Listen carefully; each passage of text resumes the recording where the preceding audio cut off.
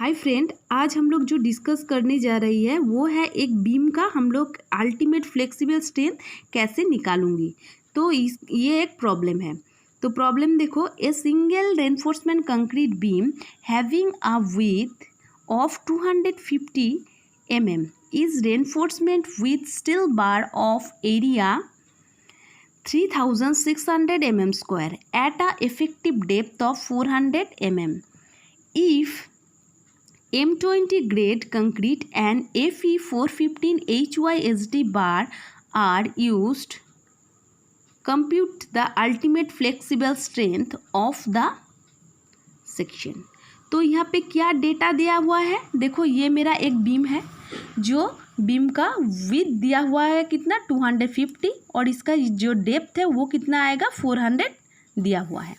तो यहाँ पे देखो B इजिकल टू कितना है 250 है, D इजिकल टू कितना है 400 mm है और AST जो है ये 3600 mm स्क्वायर है।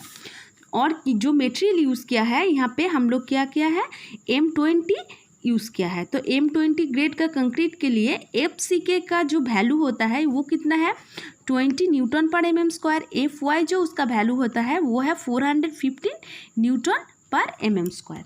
ठीक है, तो अब मुझे क्या निकालना पड़ेगा, देखो पहले मुझे डेप्थ ऑफ न्यूट्रल एक्सिस को निकालना पड़ेगा।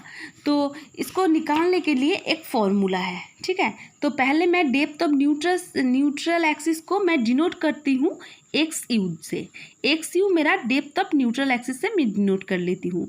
From NXG IS 456 2000 clause G11, ये मुझे कहाँ से मिला, ये कोड से मिला। इसका एक फॉर्मूला है, देखो x you divided by D, मतलब है यहाँ पे जो डेप्थ ऑफ न्यूट्रल एक्सिस और जो डेप्थ से मुझे जो रेशियो है वो कैसे निकालूंगी 0.87 FYAST 0.36 FCK BD। तो ये मेरा क्या हो गया, देखो सब जो है ना ये सब का वैल्यू मुझे मालूम है। 0.87 तो लिख ही दिया है और FY का वैल्यू कितना है 450 है। AST कितना है 3600 है, पहले मुझे लिखा था देखो प्रॉब्लम में।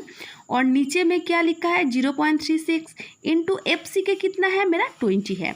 और जो ब्रेथ और डेप्थ है बीम का वो कितना है 250 और 400 है। यहाँ से मुझे क्या निकाला, डेप्थ ऑफ न्यूट्रल एक्सिस कितना क्या निकाला 1.805 निकाला। Limiting value x you divided by D from FE 450 grade steel is 0.48। ठीक है, तो ये मुझे कहाँ से मिला, ये मुझे मिला है कोड से। तो कोड के हिसाब से देखो यहाँ पे दिया हुआ है, अगर FE 250 होगा तो कोड से x बाई डी जो रेशियो है ना x you maximum divided by D का रेशियो कितना आएगा 0.53 आएगा। और वहाँ पे MU जो निकालेंगे उसके लिए ये फॉर्मूला होगा। और मेरा FE 415 होगा तो इसका वैल्यू कितना आएगा 0.48 आएगा और उसके लिए जो फॉर्मूला है वो यूज़ करना पड़ेगा। और FE 15 होगा तो उसके लिए x डिवाइडेड बाई डी का वैल्यू होगा 0.46, इसके लिए मैं 0.36 FCK BD स्क्वायर ये मैं फॉर्मूला यूज़ करूँगी। तो हम लोग यूज़ किया है कितना 450, इसीलिए मेरा XU का वैल्यू कितना आएगा 0.84 आएगा। और मैं जो फॉर्मूला यूज़ होगा ये होगा, ठीक है। मैं जो MU निकालने के लिए जो फॉर्मूला यूज़ करूँगी मैं ये यूज़ करूँगी। अब यहाँ पे आओ, देखो मुझे ये मिल गया 0.48। तो यहाँ पे देखो मेरा आया कितना 1.85 और कोड में दिया हुआ है कितना 0.48। तो मुझे ज़्यादा आया, रिज़ल्ट मुझे ज़्यादा आया कोड के हिसाब से। अगर ये ज़्यादा आएगा तो ये क्या होगा ओवर रेनफोर्समेंट बीम होगा, ठीक है। तो ये बीम जो है इसको मैं ओवर रेनफोर्स के हिसाब से कंसीडर कर लेती हूँ। अब मुझे क्या निकालना पड़ेगा मोमेंट ऑफ रेजिस्टेंस। तो ये जो फॉर्मूला है मैं पहले कहाँ से मिला मैं बोल दिया और मैं दिखा भी चुकी हूँ। तो limiting value of the moment of resistance is computed as MU limit से मैं डिनोट कर लेती हूँ। और यहाँ पे जो फॉर्मूला है वो होगा 0.138 FCK BD स्क्वायर। तो 0.138 बिठा दिया, FC का वैल्यू कितना था 20 था और B का कितना था 250 था, D कितना था 100 स्क्वायर था, 400 था, वो 400 का मैं स्क्वायर दे दिया है। तो ये कैलकुलेट करके मुझे कितना आएगा,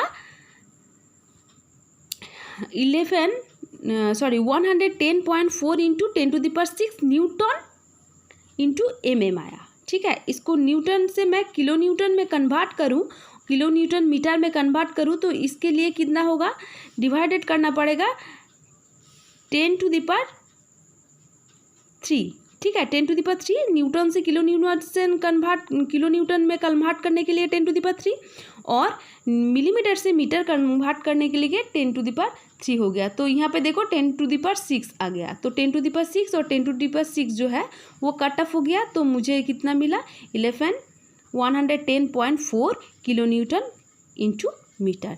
यही है मेरा MU लिमिट का वैल्यू। ठीक है, एक बार प्रॉब्लम को पूरी तरह से देख लो।